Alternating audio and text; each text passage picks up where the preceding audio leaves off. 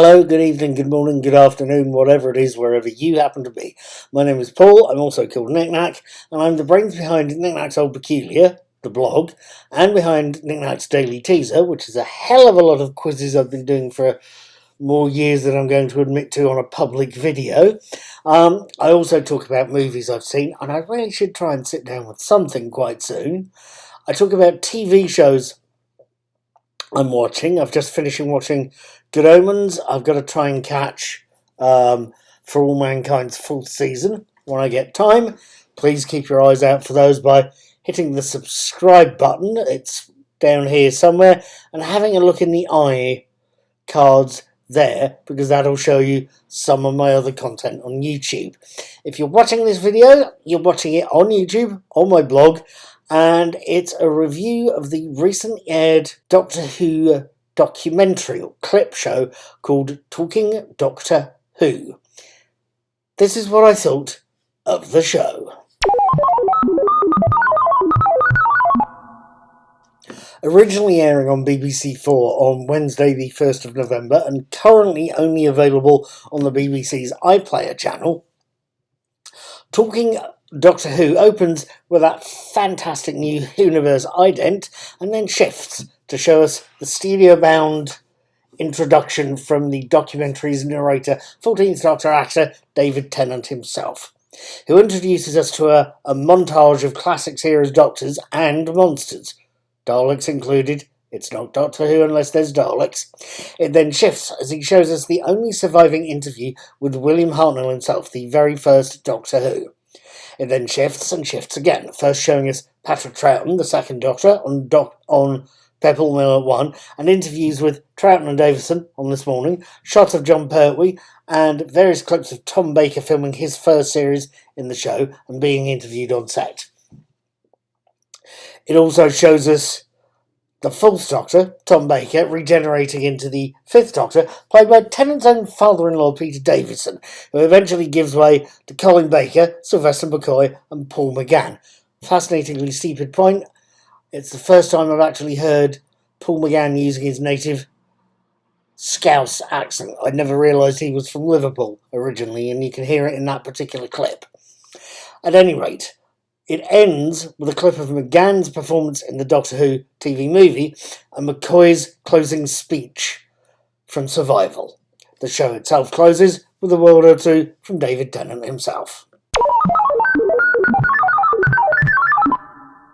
Now, what did I make of Talking Doctor Who? Of something the show's iPlayer page tells us is the story of the Doctor's classic era. I have mixed feelings, I think. I can't fault David Tennant's presentation of an enthusiasm for both the old and new version of the show. He, like Peter Capaldi, the 12th Doctor, is a noted fan of the classic show, so that fan knowledge, supplemented by the knowledge of a working actor who's played two different incarnations of the central character, both shows and helps. So those David Tennant links are very good and very nicely done, as only somebody who's done a lot of Shakespeare can do. The interviews and clips are presented very well and edited into in between each link, again, beautifully well. But they're not new, most of them. Most of these, like the William Hartnell interview at the start of the show, have featured on various DVD and Blu-ray sets over the past couple of decades.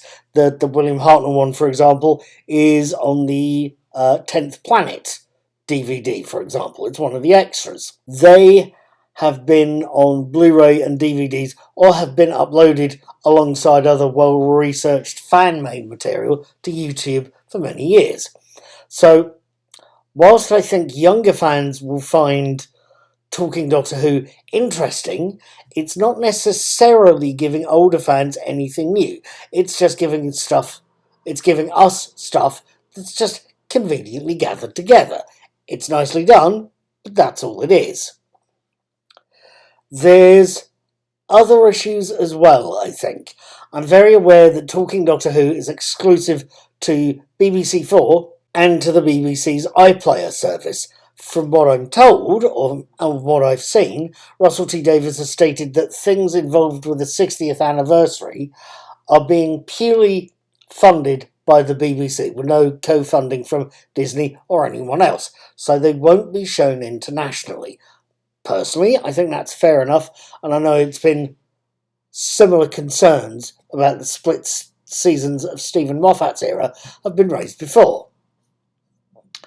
I think that's fair, but I also think there's going to be interest in Talking Doctor Who from international fans, so I can only hope it'll get some sort of post-broadcast release, whether as part of the 60th anniversary Blu-ray release or elsewhere on Disney Plus, whatever else.